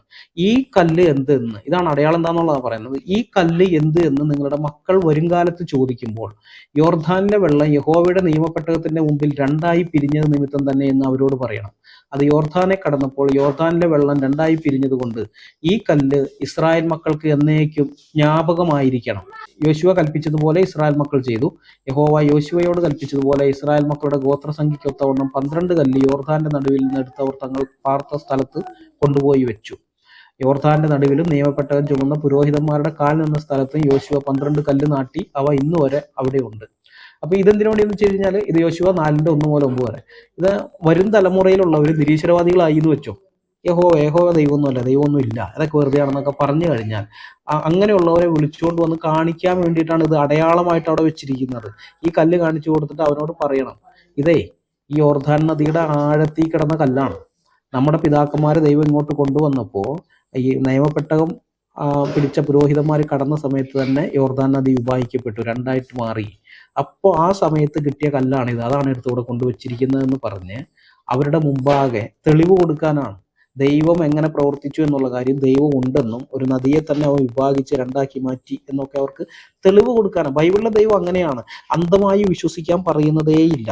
തെളിവുകളുടെ അടിസ്ഥാനത്തിൽ വിശ്വസിക്കാനാണ് പറയുന്നത്. അത് പുതിയ നിയമത്തിലായാലും പഴയ നിയമത്തിലായാലും. പക്ഷെ യഹോവ അങ്ങനെ, അള്ളാഹു അങ്ങനെയല്ല. അള്ളാഹുവിനോട് തെളിവ് വയ്ക്കുമ്പോൾ അള്ളാഹു പറയണം, ഞാൻ അവരെ വഴികേടിലാക്കി വെച്ചിരിക്കുകയാണ്. ഇതെന്ത് ന്യായീകരണമാണ്? ഒരു തെളിവ് വേണ്ട. കാരണം മനുഷ്യന് അവരുടെ തലച്ചോറിന് അംഗീകരിക്കാൻ പറ്റാത്ത കാര്യം എങ്ങനെയാണ് അവന്റെ മനസ്സിൽ അവന് വിശ്വസിക്കാൻ പറ്റില്ല. തലച്ചോറിൽ അംഗീകരിക്കണമെങ്കിൽ അവന് തെളിവ് വേണം. ആ തെളിവ് അത് കൊടുക്കുന്നില്ല, അള്ളാഹു ഒരിടത്തും അത് കൊടുക്കുന്നില്ല. അപ്പൊ ഇങ്ങനെയൊക്കെ ഉള്ള ഈ വ്യത്യാസം, ഇത് ഭയങ്കര വ്യത്യാസമാണ് സുഹൃത്തെ. നിങ്ങളൊക്കെ സത്യം പറഞ്ഞു കഴിഞ്ഞാൽ അന്ധവിശ്വാസത്തിന്റെ ലെവലിലാണ് വാസ്തവത്തിൽ ഇപ്പോൾ ഉള്ളത്. അന്ധവിശ്വാസികൾക്ക് ഇത് ഒരു തെളിവും വേണ്ട, അന്ധമായിട്ട് അവർ വിശ്വസിക്കുന്നു. അതേ വിധത്തിലുള്ള വിശ്വാസം തന്നെയാണ് ഇപ്പൊ നിങ്ങളും ഇതായിട്ട് പറയുന്നത്. പിന്നെ ഒരിടത്ത് പറയുന്നുണ്ട്, സൂറ 20:133 പറയുന്നുണ്ട്, അവർ പറഞ്ഞു, അദ്ദേഹം എന്തുകൊണ്ട് ഞങ്ങൾക്ക് തന്റെ രക്ഷിതാവെങ്കിലും ദൃഷ്ടാന്തം കൊണ്ടുവന്ന് തരുന്നില്ല. അപ്പോൾ പറയുന്ന മറുപടി എന്താണെന്നറിയോ? പൂർവ്വഗ്രന്ഥങ്ങളിലെ പ്രത്യക്ഷമായ തെളിവ് അവർക്ക് വന്നു കിട്ടിയില്ലെന്ന്. പൂർവ്വഗ്രന്ഥങ്ങളിൽ പല തെളിവുകളും കാണും, അതിന് തർക്കമൊന്നുമില്ല. പക്ഷെ അതും ഈ അള്ളാഹുവും തമ്മിൽ എന്ത് ബന്ധം? പൂർവ്വഗ്രന്ഥങ്ങൾക്ക് അള്ളാഹുവിനും തമ്മിൽ ഒരു ബന്ധവും ഇല്ല. തെളിവുകൾ ആവശ്യപ്പെടുന്ന അള്ളാഹുവിനോടാണ്, അള്ളാഹു തെളിവ് കൊടുക്കണം. അല്ലാണ്ട് ജീവനുള്ള സത്യദൈവത്തിന്റെ വചനത്തിൽ തെളിവുണ്ട്, അതും ഇവരൊന്നും ആഴിക്ക് 40 വട്ടം കൈ കടത്തി കാല് കടത്തി തിരുത്തി എന്നൊക്കെ പറയുന്ന ആ ഗ്രന്ഥത്തിനകത്ത് എന്തെങ്കിലും ഉണ്ടെന്ന് പറഞ്ഞിട്ട് എന്ത് കാര്യം? അതല്ല, അത് അങ്ങനെ രക്ഷപ്പെടുകയല്ലോ വേണ്ടത്. ഒരു ചോദ്യം വരുമ്പോൾ തെളിവ് ചോദിക്കുമ്പോൾ തെളിവ് കൊടുക്കണം. അങ്ങനെ കൊടുക്കാൻ പറ്റുന്നില്ല. ഈ സൂറ 28:48 അവിടെ, എന്നാൽ നമ്മുടെ പക്കൽ നിന്നുള്ള സത്യം മുഹമ്മദ് നബി മുഖേന അവർക്ക് വന്നെത്തിയപ്പോൾ അവർ പറയുകയാണ്, മൂസാക്ക് നൽകപ്പെട്ടതുപോലെയുള്ള ദൃഷ്ടാന്തങ്ങൾ ഇവന് നൽകപ്പെടാത്തത് എന്താണെന്ന്. എന്നാൽ മുമ്പ് മൂസയ്ക്ക് നൽകപ്പെട്ടതിൽ അവർ അവിശ്വസിക്കുകയുണ്ടായില്ലേ? അവർ പറഞ്ഞു, പരസ്പരം പിന്തുണ നൽകിയ 2 ജാലവിദ്യകളാണിവ, ഞങ്ങൾ ഇതൊക്കെ അവിശ്വസിക്കുന്നവരാണെന്നും അവർ പറഞ്ഞു. സൂറ 28:48. ഇത് നുണയാണ്. ഇത് വളരെ ഇസ്രായേൽ ജനത്തിന്റെ മേലും ഭയങ്കരമായ നുണ അടിച്ചേൽപ്പിച്ചിരിക്കുകയാണ് ഇവിടെ. കാരണം പ്രവാചകന്മാർ അത്ഭുതങ്ങൾ കാണിച്ചപ്പോൾ അത് കണ്ട ജനത്തിന്റെ പ്രതികരണം മുൻ വേദങ്ങളിൽ അവിടെ നമ്മൾ കണ്ടതാണ്. എന്താണ്? ജനം യഹോവയിൽ വിശ്വസിച്ചു, യഹോവയെ ഭയപ്പെട്ടു, യഹോവയിലും അവന്റെ ദാസനായ മോശയിലും വിശ്വസിച്ചു. ജനം മോശയോട് അനുസരണക്കേട് കാണിച്ചിട്ടുണ്ട്, മോശയോട് മറുതലിച്ചിട്ടുണ്ട്, മത്സരിച്ചിട്ടുണ്ട്, ഒക്കെ ശരിയാണ്. പക്ഷെ ഒരിക്കൽ പോലും നീ ദൈവത്തിന്റെ പ്രവാചകനല്ല എന്ന് പറഞ്ഞ്, അല്ലെങ്കിൽ യഹോവ എന്ന് പറഞ്ഞ ദൈവമില്ല, നീ ഞങ്ങളെ പറ്റിക്കണമെന്നൊന്നും ഒരുത്തരും പറഞ്ഞിട്ടില്ല. ആ കാര്യത്തിൽ അവർക്ക് നല്ല ബോധ്യമുണ്ട്. പക്ഷെ അവര് അനുസരണക്കേട് കാണിച്ചു. അത് ദൈവത്തെ പോലെ അനുസരിക്കുന്നില്ല, പിന്നെയാണോ ഒരു മനുഷ്യനെ അനുസരിക്കാതിരിക്കുന്നത്? അപ്പൊ അത് ഇതല്ല. പക്ഷെ ഇവിടെ അവരുടെ പേര് അടിസ്ഥാനരഹിതമായ ആരോപണം ഉന്നയിക്കുകയാണ്. അവർക്ക് കഴിഞ്ഞപ്പോൾ ആ ജനം ഇത് ജാലവിദ്യകളാണെന്നും പറഞ്ഞു പോയിരുന്നു. അപ്പൊ അങ്ങനെ ആ പറയുന്നതിൽ യാതൊരു അടിസ്ഥാനവും ഇല്ല. അത് വെറുതെ ഇസ്രായേൽ ജനത്തെ കുറ്റപ്പെടുത്തുകയാണ്. ഇനി സൂറ 25:7-8 പിന്നെ അതിന് മുമ്പേ 4-5 വേറെ കാര്യം പറയുന്നുണ്ട്. ഖുർആനെ കുറിച്ച് തന്നെ ഇവർ പറയുന്ന ഇതൊക്കെ ഉണ്ട്. അപ്പൊ ഇങ്ങനെ ഇഷ്ടം പോലെ സംഗതികൾ ജനം ചോദിക്കാണ്, ഓരോയിടത്തും ചോദിക്കാണ്, ഒരു തെളിവ് നിന്നെ ഞങ്ങൾ വിശ്വസിക്കേണ്ടെന്ന് ഒരു തെളിവ് ഇല്ല, കൊടുക്കാൻ പറ്റുന്നില്ല. അപ്പൊ എന്തിന്റെ അടിസ്ഥാനത്തിലാണ് നിങ്ങൾ ഈ അള്ളാഹു ആണ് ദൈവം എന്ന് പറയുന്നത്? സ്വന്തം അസ്തിത്വം പോലും തെളിയിക്കാൻ കഴിയാത്ത, സ്വന്തം കിതാബ് വെച്ചിട്ട്, ഇപ്പൊ ഞങ്ങള് ബൈബിളിലെ ദൈവത്തിന്റെ അസ്തിത്വം ഞങ്ങൾക്ക് ബൈബിൾ വെച്ച് തെളിയിക്കാൻ പറ്റും, വേറെ പുസ്തകത്തിലേക്കല്ല, ബൈബിൾ വെച്ച്. ഇവിടെ ഖുർആൻ വെച്ച് നിങ്ങൾക്ക് തെളിയിക്കാൻ പറ്റില്ല ഒരിക്കലും. അപ്പൊ അങ്ങനെയുള്ളൊരു സാധനത്തിന് നിങ്ങൾ എന്തിന്റെ അടിസ്ഥാനത്തിൽ വിശ്വസിക്കുന്നു? അതാണ് ദൈവം എന്നും പറഞ്ഞു. അതാണ് ചോദ്യം നബിയിലെ. അതിന് നിങ്ങളൊരു മറുപടി തരണം, അല്ലെങ്കിൽ നിങ്ങൾ സ്വയം ചിന്തിക്കും. ഇപ്പൊ ഞങ്ങളുടെ അടുത്ത് മറുപടി തന്നില്ല, എന്തെങ്കിലും പറഞ്ഞു പോയാലും കുഴപ്പമൊന്നുമില്ല. പക്ഷെ സ്വയം ഒറ്റയ്ക്കിരിക്കുമ്പോൾ ചിന്തിക്കുക. കാരണം ഞാനും ഇതുപോലെ എൻ്റെ അടുത്ത് ഇതിനെക്കുറിച്ചൊക്കെ തർക്കിച്ചൊക്കെ വന്ന സമയത്ത് പലരെ അടുത്ത് തർക്കിച്ച് കഴിഞ്ഞിട്ട് ഞാൻ ശക്തമായിട്ടൊന്ന് തർക്കിക്കുകയൊക്കെ ചെയ്യും, നിരീശ്വരവാദിയായിരുന്നപ്പോൾ. പക്ഷെ അത് കഴിഞ്ഞ് ഒറ്റയ്ക്കിരിക്കുമ്പോൾ ഞാനിങ്ങനെ ആലോചിക്കും, അവൻ പറഞ്ഞതിൽ എന്തെങ്കിലും വാസ്തവം ഉണ്ടോ, എന്തെങ്കിലും വസ്തുതയുണ്ടോ? അങ്ങനെയുള്ള ചിന്തിക്കാൻ തുടങ്ങിയതിന് ശേഷമാണ് ഞാൻ പിന്നെ നിരീശ്വരവാദം വിട്ട് അജ്ഞേയവാദത്തിലേക്ക് മാറിയത്. കാരണം ദൈവം അതിനേക്കാൾ മുമ്പേ ഞാൻ ദൈവം ഇല്ലാന്ന് വിശ്വസിച്ചുകൊണ്ടിരിക്കുകയും ഇതുപോലെ പല തർക്കങ്ങളിൽ ഏർപ്പെട്ടിട്ട് അവർ പറയുന്നു, ഞാൻ ശക്തമായിട്ട് എതിർത്ത് സമ്മതിക്കൊന്നുമില്ല. പക്ഷെ അത് കഴിഞ്ഞായിരുന്നു ആലോചിക്കും, പറഞ്ഞാൽ വസ്തുത. അപ്പം എനിക്ക് മനസ്സിലാവും ഞാൻ പറഞ്ഞതിൽ ഇന്ന ഫോൾട്ടുകളുണ്ട്, എൻ്റെ വാദം നിലനിൽക്കുന്നതല്ല, അവർ പറയുന്നതിൽ ഒരു ശരിയുമുണ്ട്. അങ്ങനെയാണ് ഞാൻ പിന്നെ എൻ്റെ നിലപാട് മാറ്റിയത്. ഞാൻ പിന്നെ അജ്ഞേയവാദത്തിലേക്ക് മാറി, അഗ്നോസിസത്തിലേക്ക് വന്നു. ദൈവം ഉണ്ടോ ഇല്ലയോ എന്ന് എനിക്കറിയില്ല എന്നുള്ള നിലപാടിലേക്ക് എത്തി. അപ്പം ഞാൻ പറഞ്ഞത് താങ്കളതൊന്ന് സ്വയം ചിന്തിക്കണം, മനസ്സിലാക്കണം, ആലോചിക്കണം. സ്വന്തം പ്രമാണം വെച്ചിട്ട് പോലും അസ്തിത്വം തെളിയിക്കാൻ കഴിയാത്ത ഒരെണ്ണത്തിനെയാണോ ഞാൻ വിശ്വസിച്ചുകൊണ്ട് നടക്കുന്നത്? അതുണ്ടെന്നുള്ളതിന് എന്താണ് തെളിവ്? മുഹമ്മദ് എന്ന് പറയുന്ന ഒരൊറ്റ വ്യക്തിയുടെ വാക്കുകൾ മാത്രം, വേറെ ഒരു തെളിവുമില്ല. അത് നിങ്ങളുടെ പ്രമാണത്തിന് തന്നെ എതിരാണ്. കാരണം സൂറ 2:253 അങ്ങനെയാണെന്ന് തോന്നുന്നു, അവിടെ ഒരു കാര്യം പറയുന്നുണ്ട്. 2 സാക്ഷികൾ, പുരുഷന്മാരായ 2 സാക്ഷികൾ, സ്ത്രീകളാണെങ്കിൽ അത് 4 സാക്ഷികളാണ് കേട്ടോ. അങ്ങനെയുള്ള ഒരു ഇത് പണമിടപാടിന്റെ കാര്യമാണ് അവിടെ പറയുന്നത്. പക്ഷെ അതിന് പോലും പണമിടപാടിന്റെ കാര്യത്തിൽ പോയി 2 സാക്ഷികൾ ഉണ്ടായാലും അത് വിശ്വസിക്കാം, ആ കാര്യത്തിന് കരാറും ഇത് ചെയ്യാൻ പറ്റുള്ളൂ പറയുന്നുണ്ട്. അങ്ങനെയാണെങ്കിൽ പണത്തിനേക്കാളൊക്കെ എത്രയോ വിലപ്പെട്ടതാണ് നമ്മുടെ ആത്മാവ് അല്ലെങ്കിൽ ജീവൻ എന്ന് പറയുന്ന സാധനം. അതിലും മേലെ വിലയുള്ള ഒന്നുമില്ലല്ലോ. അതിന്റെ കാര്യം വരുമ്പോൾ ഒരു സാക്ഷി, 2 സാക്ഷികൾ വേണ്ടേ? 2 സാക്ഷികൾ എന്നുള്ളത് നമ്മൾ വേണമെങ്കിൽ ഒരു സാക്ഷിയായിട്ട് മുഹമ്മദിനെ തന്നെ വെക്കാം. മുഹമ്മദ് പറഞ്ഞതിന്റെ ഒരു സാക്ഷി, മുഹമ്മദിന്റെ അടുത്ത് മലക്ക് വന്നു എന്ന് പറയുന്നതിന് ഒരു സാക്ഷി മുഹമ്മദ് തന്നെ ആയിരിക്കട്ടെ. അപ്പോഴും രണ്ടാമത്തെ ഒരു സാക്ഷി വേണ്ടേ? ആ സാക്ഷി എവിടെ? അങ്ങനെ ഇല്ല. അത് ഒരു മനുഷ്യൻ അയാൾ പറഞ്ഞത് നിങ്ങൾ അന്ധമായിട്ട് വിശ്വസിക്കുക. ഞാൻ നേരത്തെ പറഞ്ഞു, ചെറുപ്പത്തിൽ കുട്ടിക്കാലത്ത് നമ്മുടെ ഉള്ളിലേക്ക് കിട്ടിയ ഇൻഫോർമേഷന്റെ അടിസ്ഥാനത്തിൽ അത് സത്യമാണെന്നാണ് എല്ലാവരും വിശ്വസിക്കുക, മുസ്ലിങ്ങൾ ചിന്തിക്കുന്നത്. പക്ഷെ അതിന്റെ അപ്പുറത്തേക്ക് നിങ്ങൾ കയറിയിട്ടൊന്ന് ചിന്തിച്ച് നോക്ക്. ഇത് ഇങ്ങനെയാണെങ്കിൽ 2 സാക്ഷികൾ വേണം. മുഹമ്മദ് കണ്ടു എന്ന് പറയുന്നതിന് വേറെ പുറമെ എക്സ്റ്റേണൽ ആയിട്ട് 2 സാക്ഷികൾ. രണ്ടിലിപ്പോൾ ഒരാളെ മുഹമ്മദായിട്ട് തന്നെ പരിഗണിക്കാം. നമ്മൾ അത്രയും ആനുകൂല്യം കൊടുത്താൽ പോലും അടുത്ത സാക്ഷിയോട് ഒരാൾ കൂടി ഇല്ല. ആയിഷ പറയുന്നുണ്ട്, ആയിഷനോട് ഒരു ഹദീസിൽ പറയുന്നത്, മറ്റേ ജിബ്രീൽ നിനക്ക് സലാം പറയുന്നു. അപ്പൊ ആയിഷ ഉടനെ തന്നെ സലാം മടക്കി കഴിഞ്ഞിട്ട് പറയുന്നുണ്ട്, നബി കാണുന്നത് എനിക്ക് കാണാൻ പറ്റൂലല്ലോ എന്ന് വെച്ചാൽ മലക്കിനെ നബിയെ മാത്രമേ കാണുന്നുള്ളൂ, എനിക്ക് കാണാൻ പറ്റുന്നില്ല, ആർക്കും കാണാൻ പറ്റുന്നില്ല. പുള്ളി പറയണം എൻ്റെ അടുത്ത് മലക്ക് വന്നു, ദൈവം ഒന്ന് സലാം പറഞ്ഞിട്ടുണ്ട്, നിങ്ങളോട് സലാം പറഞ്ഞു, ഇങ്ങനെ പറയുന്നു. അല്ലാണ്ട് ഒരിക്കലും ഇതാകുന്നില്ല. പിന്നെ ഒരു സന്ദർഭത്തിലുണ്ട്, ഒരു ഹദീസിലുണ്ട്, മുഹമ്മദ് ജനങ്ങളെ പഠിപ്പിച്ചുകൊണ്ടിരിക്കുന്ന സമയത്ത് ഒരാൾ അവിടെ വരും. വന്നു കഴിഞ്ഞിട്ട് അയാൾ ചില ചോദ്യങ്ങൾ മുഹമ്മദിനോട് ചോദിക്കും, മുഹമ്മദ് ഉത്തരം പറയും, അയാൾ അവിടെ നിന്ന് പോവുകയും ചെയ്യും. അയാൾ പോയി കഴിഞ്ഞതിന് ശേഷം മുഹമ്മദ് ഇയാൾ വന്നത് ആരാണെന്ന് നിങ്ങൾക്ക് മനസ്സിലായെന്ന് ചോദിക്കും. അവ അറിയില്ല എന്ന് പറയും സ്വഹാബികൾ. കാരണം അത് ജിബ്രീലാണ്, നിങ്ങളെ മതം പഠിപ്പിക്കാൻ വേണ്ടി വന്നതാണ്. എന്നോട് ഈ ചില ചോദ്യങ്ങൾ ചോദിച്ചപ്പോൾ ഞാൻ ഉത്തരം പറഞ്ഞപ്പോൾ നിങ്ങൾക്ക് ആ കാര്യം മനസ്സിലായില്ല, അതിൻ്റെ ഉത്തരം ഇന്നതാണ്, അപ്പോൾ നിങ്ങളത് പഠിപ്പിക്കാൻ വേണ്ടി വന്നതാണെന്ന് പറയും. പക്ഷെ അതിൽ യാതൊരു ഇതുമില്ല. കാരണം ഇത് മുഹമ്മദ് ഒറ്റയ്ക്കാണ് പറയുന്നത്. ആ മനുഷ്യൻ അവിടെ നിൽക്കുന്ന സമയത്ത് മുഹമ്മദ് പറയാണ്, ഈ വന്നിരിക്കുന്ന ആൾ ജിബ്രീലാണെന്ന് പറയുകയും അയാൾ അത് നിഷേധിക്കാതെ അത് അംഗീകരിക്കുകയും ചെയ്തെങ്കിൽ ഓക്കെ, ജനത്തിന്റെ മുമ്പാകെ ജിബ്രീൽ വന്നെന്ന് പറയും. പക്ഷെ ഇത് അയാൾ വന്നു പോയി കഴിഞ്ഞിട്ട് പറഞ്ഞു. ഇപ്പൊ എൻ്റെ അടുത്ത് ഒരാൾ വന്നു, ഞാൻ ആൾക്കാരോട് കൂട്ടുകാരന്മാരൊക്കെ ഇരിക്കുമ്പോൾ ഒരാൾ വന്ന് സംസാരിച്ച് അയാൾ പോയി കഴിഞ്ഞ ശേഷം ഞാൻ പറഞ്ഞു, ആ വന്നത് അമേരിക്കൻ പ്രസിഡന്റ് ആണെന്ന് പറഞ്ഞിട്ട് വല്ല കാര്യമുണ്ടോ? അതിൽ കഴമ്പില്ല. നമുക്ക് വേണമെങ്കിൽ ആരെയും പറയാം, അത് വേഷം മാറി വന്നാണ്, അമേരിക്കൻ പ്രസിഡന്റ് വേഷം മാറി വന്നാണ്, അല്ലെങ്കിൽ അതാണ് ഇതാണെന്നൊക്കെ പറയാം. അതിലൊരു കഥയില്ല. അപ്പൊ ഇങ്ങനെയാണ് നമ്മൾ റാഷണൽ. താങ്കൾ പറഞ്ഞു ഒരു നിരീശ്വരവാദി ആയിരുന്നു, യുക്തിവാദിയായിട്ട് ചിന്തിച്ച് നടത്തിയത് ഒരു കാലം ഉണ്ടായിരുന്നു പറഞ്ഞുകൊണ്ട് പറയാണ്. താങ്കൾ ആ വിധം ഒന്ന് ചിന്തിച്ചു നോക്ക്.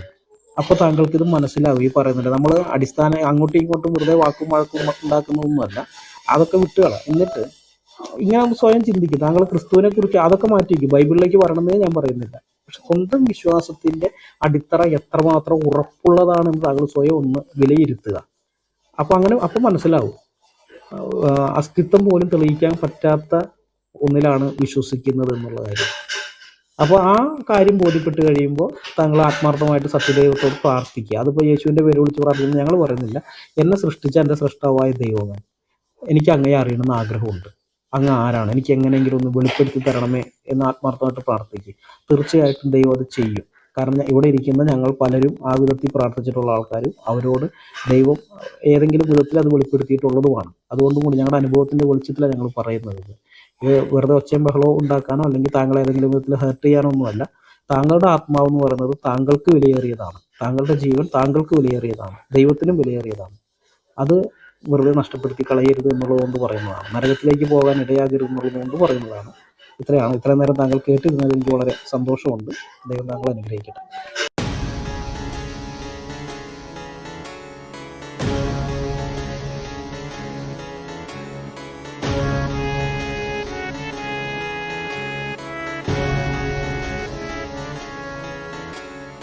ജീവിച്ചാൽ ക്രിസ്തുവിനായി, പ്രവർത്തിച്ചാൽ ക്രിസ്തുവിനായി, മരിച്ചാൽ ക്രിസ്തുവിനായി.